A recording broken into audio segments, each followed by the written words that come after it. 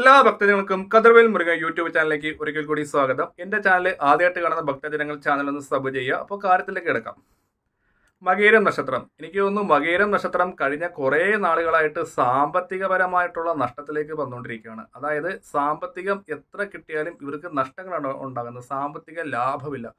ഒരു ഉദാഹരണം, സാലറി കിട്ടുന്ന സമയത്തൊക്കെ ഇവർ ഈ നക്ഷത്രക്കാർ ഒത്തിരി കടം മേടിക്കും. അപ്പോൾ കടം മേടിക്കുമ്പോൾ പല രീതിയിലുള്ള ആൾക്കാർക്ക് ഈ കടം മേടിക്കുന്ന പൈസ തിരിച്ചു കൊടുക്കാൻ പറ്റാതെ വരിക, വീണ്ടും കടം മേടിക്കുക, അങ്ങനെ അങ്ങനെ അങ്ങനെ ഓരോ മാസങ്ങൾ കഴിയുന്തോറും ഇവർക്ക് സാമ്പത്തിക ലാഭമില്ലാതെ നഷ്ടങ്ങൾ സംഭവിക്കുന്നത്. അതായത് നിത്യം ജോലിക്ക് പോകാൻ പറ്റുന്നില്ല, ഉള്ള ജോലിയിൽ നിന്ന് മാറി വേറെ ജോലിക്ക് പോകുന്നു, ജോലിക്ക് പോകാൻ മടി, ഈ ജോലി ചെയ്യുന്ന സമയത്ത് പല രീതിയിലുള്ള അസുഖങ്ങൾ, പ്രശ്നങ്ങൾ, തടസ്സങ്ങൾ. അപ്പോൾ ഏറ്റവും മെയിനായിട്ട് പറയേണ്ടത് സാമ്പത്തികം തന്നെയാണ്. അപ്പം ഈ സാമ്പത്തികം മാറാൻ വേണ്ടി ഇവർ പല രീതിയിലുള്ള വഴിപാടുകൾ ചെയ്തിട്ട് മാറ്റം ഉണ്ടാകുന്നില്ല, ഇല്ലെങ്കിൽ പല ക്ഷേത്രങ്ങളിൽ പോകുന്നു. അപ്പോൾ എന്തൊക്കെ ചെയ്യുമ്പോൾ അന്നേരം ചെയ്യുന്ന സമയത്ത് മാത്രം കുറച്ച് മാറ്റം ഉണ്ടാകും, വീണ്ടും പഴയ പോലെ തന്നെ കടങ്ങൾ ബാധിച്ചുകൊണ്ടേയിരിക്കുന്നു. അപ്പം ഇതിനൊക്കെ പരിഹാരപരമായിട്ടാണ് ഞാൻ ഈ വീഡിയോ മകയിര നക്ഷത്രക്കാർക്ക് വേണ്ടി ചെയ്യേണ്ടത്. അപ്പോൾ വീഡിയോ എല്ലാവരും മുഴുവനായിട്ട് കണ്ട് കേട്ട് പോവുക.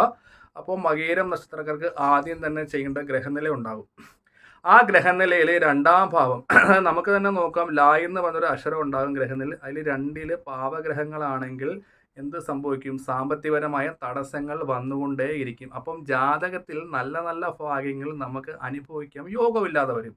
അപ്പോൾ നമ്മൾ എത്ര ആ ഒരു ഗ്രഹത്തിന് പരിഹാരം ചെയ്യാതെ നമ്മൾ എത്ര പുറത്തുപോയി വഴിപാടുകളും കാര്യങ്ങളും ചെയ്താൽ നമുക്ക് നല്ല രീതിയിൽ സാമ്പത്തിക മാറ്റങ്ങളൊന്നും ലഭിക്കുന്നില്ല. ആ വഴിപാട് ചെയ്യുന്നതിൻ്റെ 2-3 ദിവസത്തേക്ക് നമുക്ക് നല്ല മാറ്റങ്ങളുണ്ടാകും, വീണ്ടും പഴയ പോലെ തന്നെ ആകും.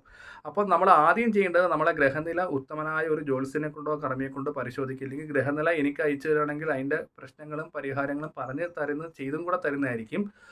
അത് ഭക്തജനങ്ങൾ പ്രത്യേകം ശ്രദ്ധിക്കണം. പിന്നെ അടുത്ത കാര്യം നമുക്ക് സാമ്പത്തിക ലാഭത്തിന് മകയിര നക്ഷത്രക്കാർക്ക് ചെയ്യാൻ പറ്റുന്ന വഴിപാട് എന്താണെന്ന് വെച്ചാൽ, നമ്മൾ അടുത്തുള്ള മഹാദേവ ക്ഷേത്രത്തിൽ പോവുക. മഹാദേവ ക്ഷേത്രത്തിൽ പോയിട്ട് രുദ്രാഭിഷേകം എന്ന് പറഞ്ഞൊരു അഭിഷേകമുണ്ട്. അപ്പം ചില ആൾക്കാർ ചോദിക്കും, രുദ്രാഭിഷേകം സാമ്പത്തികപരമായ മാറ്റങ്ങൾ ഉണ്ടാകും. കാരണം രുദ്രൻ എന്ന് വെച്ചാൽ മഹാദേവൻ അല്ലേ.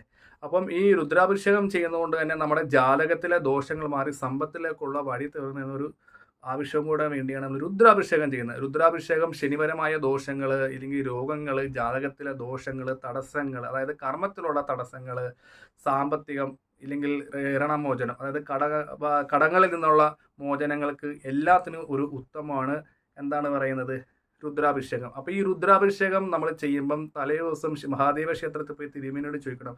തലേ ദിവസം നമ്മൾ രസീത് എഴുതിയിരിക്കണോ, ഇല്ലെങ്കിൽ അന്ന് തന്നെ ചെയ്തു തരുന്നു. പല ക്ഷേത്രത്തിൽ പല ചാർജ് ആയിരിക്കും.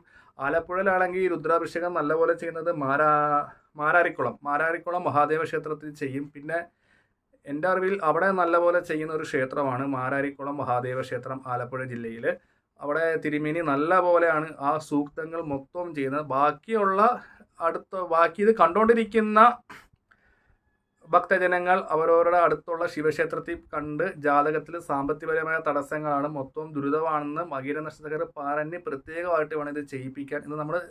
ഇത് രുദ്രാഭിഷേകം നടക്കുന്ന സമയത്ത് നമ്മൾ തൊഴുത് വേണം ഇത് പ്രാർത്ഥിക്കാൻ. അപ്പോൾ ജോലിയുള്ള ഭക്തജനങ്ങളാണെങ്കിൽ ഞായറാഴ്ച പോയി ചെയ്താൽ മതി. അല്ലാത്ത ഭക്തജനങ്ങളാണെങ്കിൽ ശനിയാഴ്ചയോ തിങ്കളാഴ്ചയോ നിങ്ങൾക്ക് പറ്റുന്ന ഒരു ദിവസം ഇതൊരു 21 ആഴ്ച ചെയ്യുമ്പോഴത്തേക്ക് ഇതിൻ്റെ രീതിയിലുള്ള മാറ്റങ്ങളും കാര്യങ്ങളൊക്കെ മകയിര നക്ഷത്രക്കാർക്ക് അനുഭവിക്കാൻ പറ്റുന്നതാണ്. ഒപ്പം തന്നെ നവഗ്രഹങ്ങൾക്ക് പരിഹാരമായിട്ട് നവഗ്രഹ ക്ഷേത്രത്തിൽ നവഗ്രഹ പൂജ ചെയ്യുന്നത് കൊണ്ടും മകയിരം നക്ഷത്രക്കാരുടെ, അതായത് ജോലി കിട്ടാനുള്ള തടസ്സങ്ങൾ, നിലവിൽ ജോലി ചെയ്യുന്നവർക്ക് പ്രമോഷൻ, ഇല്ലെങ്കിൽ വിദേശത്ത് പോലുള്ള എല്ലാ തടസ്സങ്ങൾക്കും സമ്പത്പരമായ ലാഭത്തിനും വേണ്ടിയാണ് നവഗ്രഹ പൂജ ചെയ്യുന്നത്.